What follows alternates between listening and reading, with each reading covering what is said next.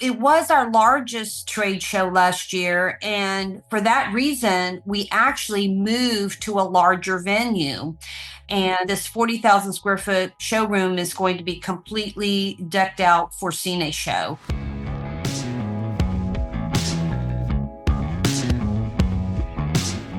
This is the Box Office Podcast. I'm Daniel Loria, the editorial director of Box Office Pro, the pulse of theatrical exhibition.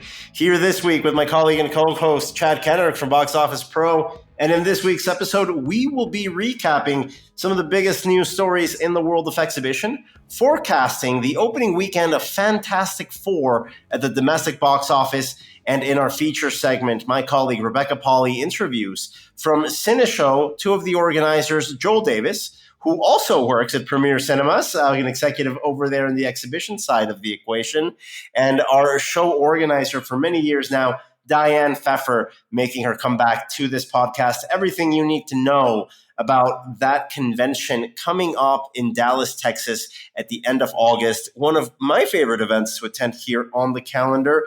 But before we get there, let's start the way we usually do, Chad, recapping what we've seen most recently at the movies. Last time we recorded this together, we were both planning to see Superman in its second week.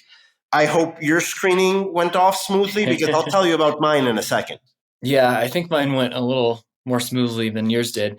Yeah, I got to see it in IMAX, and I was talking about this with Rebecca. It's very colorful, and I feel like it's kind of hearkening back to some of the earlier comic book films that we had, where it really is playing into the colors of the comic book, which I appreciate. It's not as heavy and dark and gritty as that pendulum has kind of swung back and forth previously in superhero films. So I had fun. I don't think it necessarily did anything that we haven't seen before, but I had a great time. Does it have to? No, Honestly, I think at a certain point, if a movie can deliver a good time and you can go have fun with your family, that kind of sounds like a cross-quadrant tentpole. Does it have to be anything more than that? No, and I think Superman gets that right, where there's all this pressure that we have in movies, especially superhero movies, launching cinematic universes, launching sequels, all of these things, that you kind of forget that you're there to have a good time sometimes, right? They take themselves too seriously at times, and Superman, I think, avoided all of those hangups and delivered a movie that, again, I'm not sure if it's a good movie, but that doesn't really matter as long as you had fun. And I had a great time watching it. It's the sort of movie that if I was between the ages of 8 and 12, would have been my favorite movie of all time. That's the sort of vibe that it gives off. I was talking to our colleague here, Max Every, and he said that he went to see it with his 3-year-old. And it was the first movie that his 3-year-old sat through the entire time and that he had a great time. And I'm here pushing 40, and that's how I felt, right? Now, it's not the first movie I sit from front to back. Don't worry about that. But if it can deliver that sort of experience across all ages, I think you have a hit on your hands. And I think that's what James Gunn delivered. It's a James Gunn movie more than a Superman movie. That's 100% apparent, right? You're not there to see a Superman reboot. You're there to see James Gunn's Superman. And James Gunn, whether you like him or not, he commits 110% with his vision. And, I think people's reaction to the film is their reaction to how they feel about James Gunn movies. Within that, I think the movie completely nails the first and last minute. The last minute had me in tears. I think anyone that's seen it understands that needle drop with the teddy bears punk rocker set in the background. With Iggy Pop on the vocals. It just completely got me. And I thought the way they started the movie, that first minute, that's all you need. Do you really need to tell an origin story again? We've seen so much of that. I think audiences today, where we are, we don't really need that much world building. We just kind of want to see a movie by this point. And I think James Gunn understands that. He understands with a superhero like Superman, it's really hard to put in stakes, like dramatic stakes, when your superhero can solve everything just by his being. So what we end up getting is a really good story. And I wish I could have told you I saw it all in one sitting. I didn't, because my Monday night screening at the AMC Lincoln Square was interrupted by a flood. Unfortunately, here, part of the exhibition news segment, the AMC Lincoln Square having to suspend operations Monday from last week. And I can confirm that because I was there at the Dolby Auditorium, maybe 20 minutes into my Superman screening, when the projector stops and they evacuate all of us. Unfortunately, a number of auditoriums in the basement level of that theater sustaining water damage. I know the theater is back up and running. I'm not sure the downstairs auditoriums are ready to go just yet, but a little bit of a mishap. And one of those moments when I'm watching a movie after work, and then I realize this is going to be work. Right now, I have to jump back onto my exhibition reporter hat.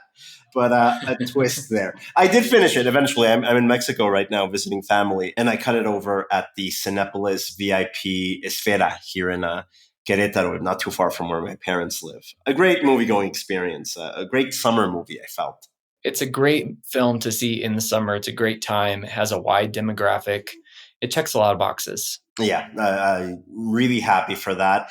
And that $125 million opening weekend is more or less the benchmark of what we're expecting for Fantastic Four First Steps coming out on Friday from Disney. I wish I could say I'm watching it down here in Mexico, but I'm not because I contracted COVID along with the rest of my family. So apologies for my voice because we are pushing through here this week. I'll have to wait a couple of weeks until I test negative to see this back in New York. You're watching it this week. Great word of mouth so far, Chad. Yeah, I said recently, I'll be curious to see Superman and Fantastic Four. They feel like a little bit of a soft reboot for both of those franchises. And yeah, I'm hearing great things. I'm trying not to read any spoilers or anything out there and see it fresh. Yeah, I'm really excited that we're seeing superhero movies really click with audiences again. It's been a hot minute, maybe Deadpool and Wolverine being the last genuine hit, up until Superman, of course. And as I mentioned earlier, we are expecting an opening weekend range between $115 to $135 million domestically for Fantastic Four First Steps. The benchmark here being that $125 million domestic debut from Superman. So to zero in here, we are expecting it to fall in the lower half of that range. That means between 115 to 125. That's really how it's looking like at this point as we record the podcast. But there's big upside here, and especially with that momentum from Superman, where I think walk-up sales can deliver something on the upper half of that forecast. So looking at the track record here as we record it, I'd say 115 to 125. By the time you listen to this, because of that critical reception, because of that great word of mouth, we could see this climb up to the mid 130s, up that high potentially. But I think that 115 to 135, that's a realistic benchmark that we have, considering especially, Chad, the Marvel Cinematic Universe has given us opening weekends between 70 to 90 million, topping out around 200 million domestic with its two releases so far this year. Fantastic Four, at least I think, is going to break that mold. We do expect a 100 million plus debut. And a domestic run, honestly, we could be hitting 300 million for Fantastic Four. I don't think that's out of reach here. And that would be fantastic news for Disney, which has had a hit or miss year so far in 2025. We've already mentioned some of the not disappointments from the Marvel Cinematic Universe in its outings, in its two prior outings this year, but I think modest performances, nothing out of this world. I think good, especially for exhibition. We've had a couple of great hits from the studio, and part of that news is the Lilo and Stitch benchmark at the global box office, the first MPA title to hit the $1 billion mark globally. Good momentum for Disney. As I mentioned, we do expect Fantastic Four to continue that momentum. And as we talk about tentpoles and benchmarks, we have another piece of news here coming out from our friends over at Lionsgate that announces the international partners for the release of The Hunger Games: Sunrise on the Reaping. This movie is going to be handled by Lionsgate domestically when it comes out on November 20th, 2026. But we do have the first batch of overseas distributors for that release next year. Chad, who's in store to bring this movie to international audiences? Yeah, Lionsgate will release in the UK, and then other international partners include Leonine in Germany, Metropolitan Film in France, Notorious in Italy, Nordisk in Scandinavia, Belga in Benelux, Forum in Eastern Europe and Israel, Ascot Elite in Switzerland, Prise in Portugal, Empire Entertainment in South Africa, Spensos in Greece, BG Film Silic in Turkey, Acme in the Baltics, Mindform in Iceland, and IDC in Latin America. Joint 50-50 venture with Lionsgate. Yeah, so they're negotiating for additional markets. This film, they've been rolling out a lot of cast announcements over the last 5-6 months, and it's really an all-star cast. I mean, you've got Glenn Close in there, Elle Fanning, Kieran Culkin, Ralph Fiennes, Maya Hawke, Jesse Plemons. I mean, it's pretty stacked. It's a big bet for Lionsgate because we've seen, I think it's fair to say, maybe a couple of disappointments on the Lionsgate side this year. We expected a bigger year for them in 2025, a rebound year. Unfortunately, with the production difficulties around Michael, the Michael Jackson biopic, a big money earner for them, probably the biggest of the year on their slate, is no longer looking like that. And Ballerina, which they delayed by a year, reworked, really couldn't connect with audiences. So it looks like right now, at least, they're putting a lot of their effort in making this that big tentpole for the studio moving forward. It's great to see them already busy, already announcing these international partners for 2026. And as we talk about next year's movies, another big headline here coming from Christopher Nolan's The Odyssey, which is being filmed with IMAX cameras right now. If you want to get tickets, you better hurry up. Around a year before release, because 70 millimeter IMAX tickets are already on sale for the title and have already sold out in certain auditoriums in major cities. We are talking specifically about the 70 millimeter IMAX screenings for the Odyssey. Of course, there are plenty of seats and plenty of time. Of course, 70 millimeter IMAX showtimes are going to be selling out for 70 millimeter IMAX films. Whether they do it a year in advance or not, I think is a little bit of, let's say, showmanship and ingenuity from the studio, which is great. I'm not criticizing that. I think it's good. Does that mean this is going to be a massive, outsized box office hit? Guys, we're a year out. Let's take it day by day here. But I'm glad that people are excited, and this is shaping up to be a major release for that 2026 box office. I know that there's already a teaser trailer out there. You saw it. I showed up to my Superman screening a little bit after the trailers. How did the room react when those first images of Christopher Nolan's The Odyssey showed up on screen? Because this isn't officially online yet. If you want to see that teaser trailer, you have to buy a ticket to Superman to see that on screen. Yeah, it played great. It looked great. I saw it in IMAX, so it was a nice unexpected treat, because being in this industry, I feel like I tend to see everything that comes up online, and of course, this is just being played before Superman. So the gentleman next to me, who was definitely at least our age, if not older, gasped when it came on. So if that's any indication, I think it played well. Millennium Men and their Christopher Nolan movies. It's a match made in heaven. Good. That's what going to the movies is all about, right? Excitement, surprise. Trailers used to have that power before the internet. Yes. You'd go and you'd see something for the first time on the big screen that'd be amazing. I'm really happy that that's the way they rolled out the first introduction of images for the Odyssey. Strategically timed, of course, as you put those 70 millimeter IMAX tickets on sale a year in advance. And we have more trailer news here, Chad, because Mortal Kombat 2, the Red Band trailer, is already recording over 100 million views online. So that's just really going gangbusters on YouTube. And we just got confirmation that a major tentpole for this year is going to have its first trailer release on the big screen. Yeah, the official Avatar account posted on X, be among the first to watch the trailer for Avatar Fire and Ash exclusively in theaters this weekend with the Fantastic Four First Steps. I love this. I hope this continues to be a thing where the first time you get to see a trailer is in the cinema. Yeah. I love that. Well, I think it works, especially for the big tentpole titles, right? Yeah. The Odyssey, Avatar, for something that you need that fan community to really come and rally.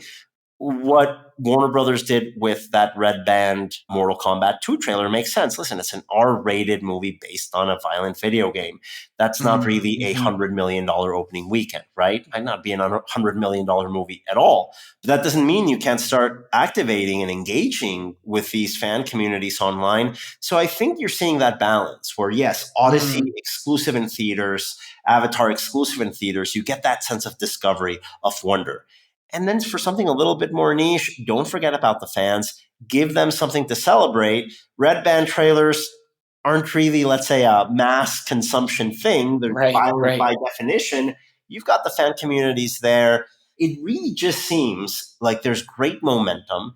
We've had a fantastic summer so far, a number of $100 million opening weekends, and we're going to be celebrating another one by the looks of it come on Monday. And we expect the entire industry to really show up Dallas, Texas next month with a lot of success stories from this wonderful summer that we've been having at the box office, because we've got CineShow going on in Dallas, Texas in August. And to share more about that event, we've got Joel Davis from Premier Cinemas and Diane Feffer, the organizer of the event, joining Rebecca Pahle to talk all about that big date on the schedule in August 2025, where we will be convening in Dallas, Texas to talk about the latest in the industry. To hear more about that, stay tuned after the commercial break for our interview from Rebecca Pahle.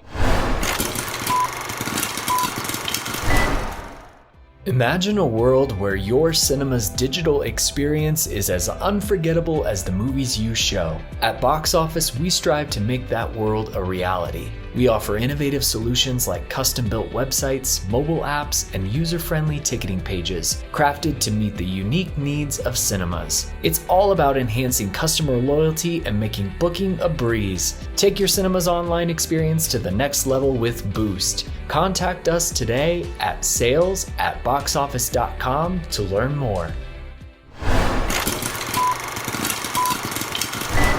I'm real excited today to have Diane Feffer of CineShow and Joel Davis of Toma here to speak about CineShow coming up August 25th through the 27th. Did I get those dates right? Correct, yes. And it's your 26th year. Last year was the big 25. I heard great things about the show last year. I mean, I know you changed the venue, a really big trade show. I heard it was a great time. It really was. It was our largest trade show last year. And for that reason, we actually moved to a larger venue. So I'll kind of use that to take off on that. We're going to be in a 40,000 square foot trade show hall. And it's a dedicated place within the convention center in Allen, Texas, which is just one of the many suburbs that Dallas has. And this 40,000 square foot showroom is going to be completely decked out for CineShow. So we've already filled 100 booths, but we have a few more spaces beyond that for those folks that are still kind of waiting and wondering if they should participate. And so really the companies range from a variety of services. So this year, I'm also excited to say that we have some studios that are going to be occupying booths. So I'll just start off with thanking Angel Studios for saying, hey, we want to have a booth.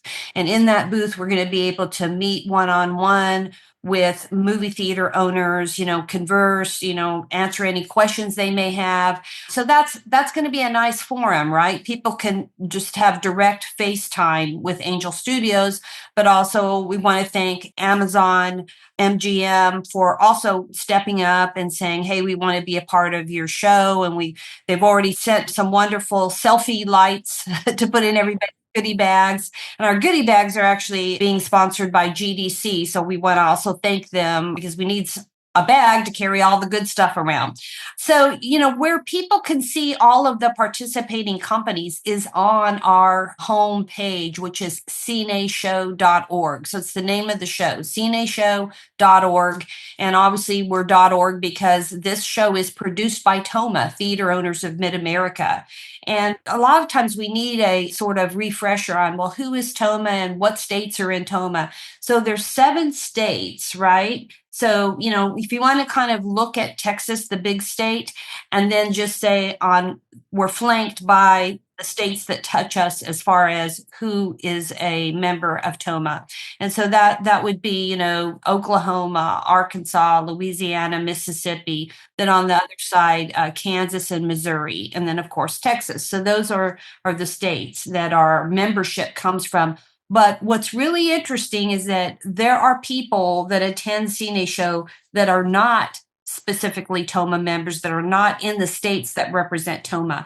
And some good examples of that is we want to thank Russell Allen from Allen Theaters, who's from New Mexico, the dominant chain in New Mexico, and his chain goes back more than 100 years.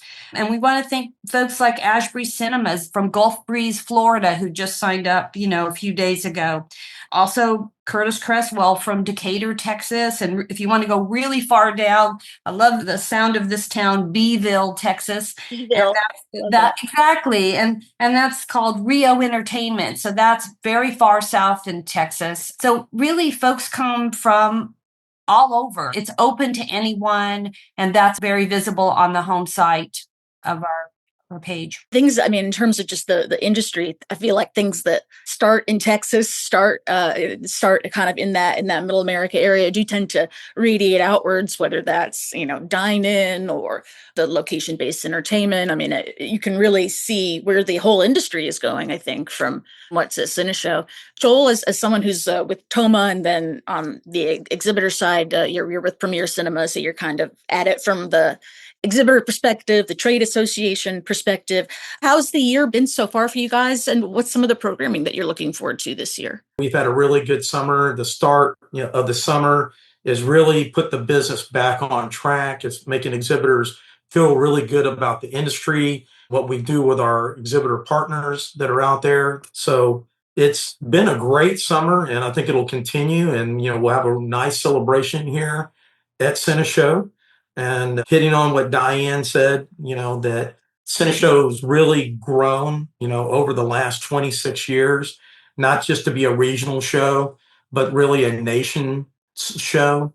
We are seeing exhibitors coming all the way from Minnesota and other places all the way to Texas to see what's going on here, because there is a lot of dynamic things that happen in this marketplace. You're right. You've seen the dine-in really become something here in this state, and then that model is moved out across the United States. We've seen the FECs really come into place. We've seen our traditional cinemas just really grow and become something over the years. We've seen everything under the sun since I've been in the industry, and I've been around since 1989, when the floors were flat and we still had mono sound, and here we are today, and we have these luxury theaters. This is not our mom and dad's theater anymore. These are luxury experiences that people come out. They're wanting to come out and see not just a great show, but they want to see that it's projected just the way that the movie maker wanted it to be. And then they're going to sit there in the most comfortable of chairs that are out on the market. And then, of course, what's a movie without popcorn and soda? You have, for looking through the schedule here, it's always a packed time. You have programming on FECs with a presentation from Turfway. You have stuff on premium large format. You have things on AI here. It's a wide breadth of subjects. I guess, Diane, to start with you, and I'd love to hear from you, Joel, as well. What's some of the programming that you're most excited to present to people this year? Sure. Well, we are bringing back, just due to popular demand, we're bringing back Danny Colson, who's an expert in terrorism and violent crime. So I'll just start out by saying that we brought him last year, and it was standing room only to hear him discuss, active shooter training. Now, this year, heaven forbid you have a situation like that. Exactly. And that's why you want to get ahead of situations like this and make sure that, you provide adequate training to people who maybe just need a refresher, right? And anyway, this year, we asked Danny to speak on a subject that has come up a few times. And it's really about how do we calm a tense situation in a movie theater before it escalates. So this is like a customer being said, you have to ask them to leave, or, it's kind of a more everyday occurrence. Exactly. Isn't that interesting? So this, unlike what we did last summer, this does appeal to a manager's weekly life, weekly activities in the theater, especially now in the summer season where you're running at full capacity. And so, when I talked to Danny, I said, hey, you did a great job on active shooter training. We'd like you to come back with this subject. What do you think? And he said, well, actually, Diane, I worked after I retired from the FBI. I worked for PGA, Professional Golf Association. And so we have to remember that when those tournaments start, alcohol is served right at the beginning and then it's going on all day. So yes, we had to de-escalate customers through the different tournaments. And so he's going to be bringing his experience from that journey and his expertise. So that's an area that we think that people will show up for this particular seminar. And then you mentioned AI, and that gentleman who's speaking is one of the top 75 AI experts recognized in Dallas. And that was from a field of 800 people. And so we feel like he's going to also be shedding light on just how theater owners can kind of leverage these AI tools that are out there to optimize ticket pricing or just predict when their equipment needs to be maintained and just kind of help them personalize the audience experience. And it looks like that panel will be moderated by my colleague, Danielle Loria. It's taking place, and let me see, what day do we have here? On Tuesday, the 26th. So definitely looks like an interesting, Joel, from your perspective, is AI something that you've gotten into with Premiere, or like, what are your fellow theater executives in Toma? Like, I imagine there's a lot of conversation, a lot of questions surrounding that specifically. Right. So yeah, I think we're just kind of getting into that space, looking at AI and what it can do for the industry. It's be a great analytical tool to be able to predict what movies will do in the theaters as we move forward. But I also think that we're right in the infancy stage of AI to see what it can really accomplish. There's been a lot of exciting things that have come out on the market. Probably one of the largest tools that we've seen is ChatGPT Pro. And, a lot of people are using that, from a marketing standpoint. That is one way that they're using it. And that's really taking a tool and putting it in the hands of people to make all the way from the smallest location to the largest of locations where they have a really good elevator pitch, more or less, right? So that then when they're reaching out to that customer base, that it sounds professional and saying, hey, this is, we're trying to reach you. This is how we're going to get a hold of you. And these are the keywords that are the buzzwords that are going to appeal to people. So I think AI is a great tool moving forward. And, we'll see as we move forward over the years, how it's going to develop in the industry. But, it's an exciting time, right? Yeah, like you said, it's such a broad topic. Like, it can be used like, yeah, writing marketing emails, or then programming, or when is this equipment going to need to be looked at, or segmenting out audience databases to more accurately and efficiently direct marketing follow-ups. But like, that's so much. It's nice to have experts to ask, like, all right, if I want to start, where do I start? Who do I ask? I think it's going to be probably the highest attended programming that we have here at CineShow. And I've been in some AI seminars already this year, and just the feedback when you leave is amazing.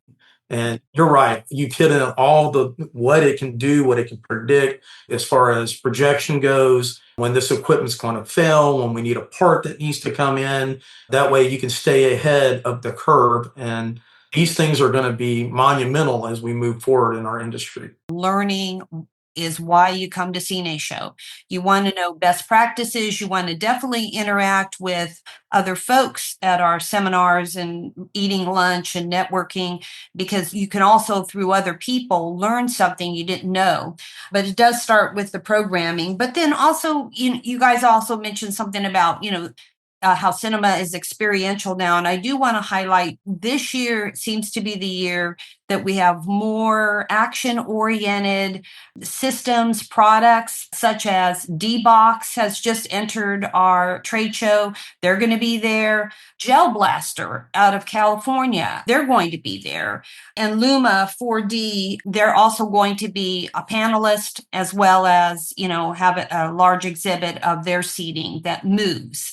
So we've got a lot of, activity this year, more so than before, on things that make the theater a better experience, where it's almost kinetic, where you feel like you're in the movie. And it looks like it's tech-based, but then also there's some non-tech. I mean, I'm looking at the Barack Epstein of the Texas Theater, a Q&A about programming for independent theaters. I mean, that's something that's not necessarily, I mean, it is fact and data oriented. Obviously, you can use data to help with your programming decisions, but it can be something where you just want to have a conversation. You want to ask a question, like, here's something that happened in my theater. How would you have done this differently? What would you recommend? Just those opportunities to talk one-on-one with people and get some new perspectives. You do. And when you run a show like this, you constantly have to wear the hat of, what does somebody else want from the show? And so sometimes I get feedback from people and I listen to it and I say, okay, that's a great idea. And one of the things that I was told is, I sometimes want to talk one-on-one with someone, but I don't want to do it in front of, 200 people, ask a question. So that's why we set up a mentoring system with Barack, and he was all for it, and he's going to be there. And you're going to be in a smaller group of people where you just ask him a question that pertains to you. That's what that mentoring session will accomplish for those that want to come with their already prepared questions, or just sit and hear what other people are asking. Joel, for TOMA members and for Premiere, what are the conversations that you're having now around premium formats? Diane, you mentioned Luma and D-Box are going to have presences at the show. It's obviously, there's a lot of investment that has been going on, but at the same time, you want to make sure your, like, quote unquote standard experience still looks great. Are you in the process of kind of continuing to invest in premium experiences, or is it kind of reached a cool down point? No, I don't think it's reached a cool down point at all. I think that we're really all looking at the PLF private brand for these auditoriums and what we can do to bring that to audiences. When you look at what the percentage of box office is on a PLF, then that's just an aha moment where you're like, hey, look, we need to invest in PLF and locations and keep this up. And also you're branding that with your particular brand in the market. So you can have your own PLF brand, or if you want to reach out like Premiere, we have IMAX, and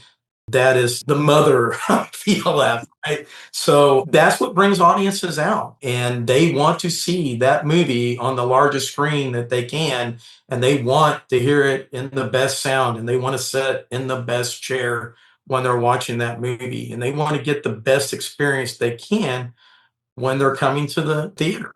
So I think PLF is going to continue to grow. Where it stops, nobody knows. But it is interesting because we're bringing all these vendors in to CineShow that have the technology to put these together, whether it be the architect, whether it be the construction company, whether it be the projection company or the sound company. So it gives people the opportunity in our markets to basically come in and say, hey, all these vendors are going to be in one place at one time. And I get to sit there and visit with each one and see what edge do they have, or is that something that I want to bring to the market? Now, talking about our regular movie experience, I think that we need to keep that experience at the best presentation that we can get as well. It's just going to be on a little bit smaller screen. It's not going to be 5 stories tall and 5 stories wide, but there's something for everybody in every market and a price point for every consumer that comes in. So that's still an important part of our industry, because at some point everybody's fighting title wise to get on that PLF, right? And from an opening weekend perspective, I mean, you sometimes you have to jump on those tickets if you want to get them. And so, yeah, you do see like companies like Luma 4D where you aren't just stuck with the same premium formats, great as they are, great as they have been and still are, like IMAX, but have new opportunities and new things to introduce to the market. So just a lot of options for your moviegoers. Absolutely. So saying along those same lines that when you have motion seating in the movie, like a Luma, or if you have like a D box that's out there, or MFX, we take that type of technology at Premiere and we put it in our GSX. So now we have this large format. Then we have the motion seating at the same time. And we find out that the motion seating are the seats that sell out, the first set of seats that sell out online. And it's amazing to us that people are picking that type of technology, especially for these action movies. That's really where it's at. And it's great to have technology that, hey, you're in the seat and you're moving, but you also have the option to sit there and decide if I want it to go slow, I want it to go all the way up to high, and it's not bothering anybody else around them that are the other consumers. We've tested some of these seats, and actually, I have people that work for me that are engineers, and they've actually taken glasses of water and taken in front of the motion seating, and it never moves. There's no ripples, So it's only for the consumer, and the consumer is getting the best product that they can on the market. Yeah, like some of the motion seating, I once tried to, it's very extreme motion. I once tried to take notes to write a review later, and I gave up on that. Like water's everywhere. Then some of them are more subtle, like the haptic technology, where it's more just like vibrations. Then yeah, and it depends on like different movies. You require different things, and it's tough to describe it. My favorite movie is for a motion seating would probably be a Fast and Furious, right? And when they hit the brakes, you hit the brakes. What a great experience. It's taking you on a ride. And I can tell you that the movie directors and the people that produce the movies, they love this type of technology, taking the audience on a ride. Is it for every movie? I would say not, but definitely for our action movies that are out there, it is great experience to be in. But I mean, same thing if you were in a drama and you're watching a baseball movie and you're sitting in a stadium and the guy hit the ball and then they move the chair and You can like get the sensation of that everyone's standing up at the same time. Absolutely. It's just an amazing technology that they put out there. And there's lots of hours that are behind the scenes that people are sitting there and they're putting the code together to make these chairs work. So we live in a great time in life, right? To have this type of tech there. Yeah, well, I think you're right, Joel. And I think recently or this week, I read a report about how the experiential cinema is definitely appealing to that younger generation that people thought weren't going to the movies. They are going to the movies, but they definitely require to be sort of more immersed into the experience. They're not going to go for any old thing. Correct. Can't take it for granted. And so everything that we're talking about, I always try to think about that consumer listening to this podcast. And they're probably wondering at this point, well, how much does it cost to go to CineShow? Because at the end of the day, they're able to meet up with these vendors, experience the seminars. And so this is what's great is it's very value oriented. To attend CineShow, if you are a theater owner, is $295. So we've kept it under $300 to come and experience all this knowledge. And also that includes your meals, your lunch, meals, dinner, happy hours that we host at the show. And so it all starts Monday evening, and that's when we have sort of a warm-up kind of happy hour. And then we are also transitioning over to Tuesday morning. We have breakfast, and then we have lunch during our award ceremony. And we're going to be honoring two people this year. One is Larry Etter, who is with Malco, and he's really championed, education, training, and research within the industry. And we've all benefited from Larry's vision.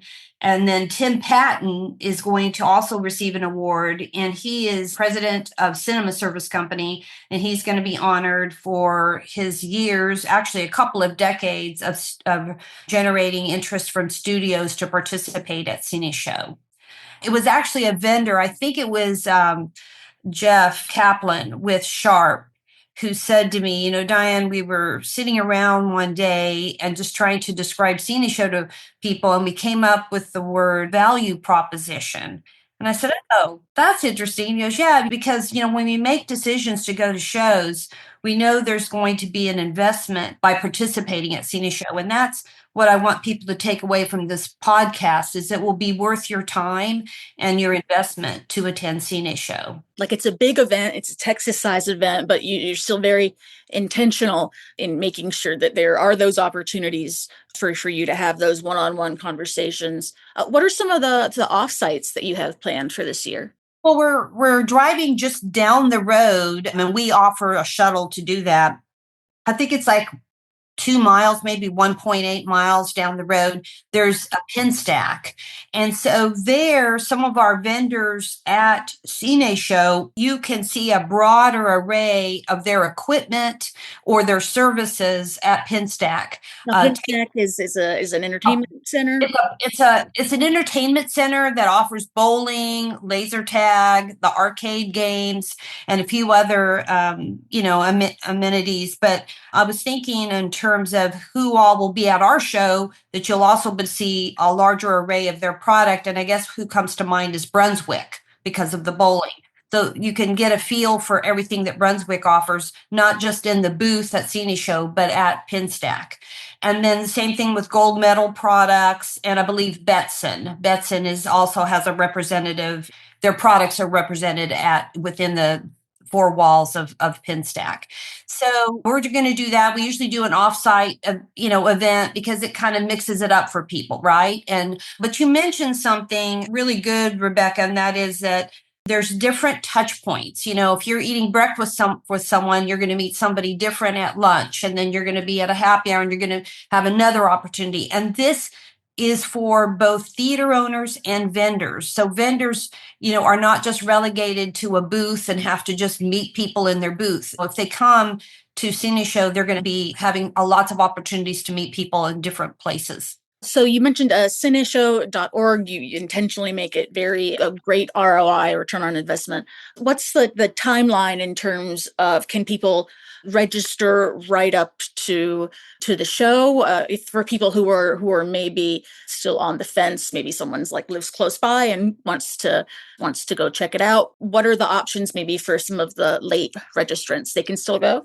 Yes, they can. Great question. And yes, every year we have people who register at the door and pay for CineShow at the door. Obviously, it's to your benefit to register a bit early because if you are coming from out of town, you want to get a room at the Marriott Allen Hotel, which is connected to the Allen Convention Center. It makes it easier, just because it's all right there.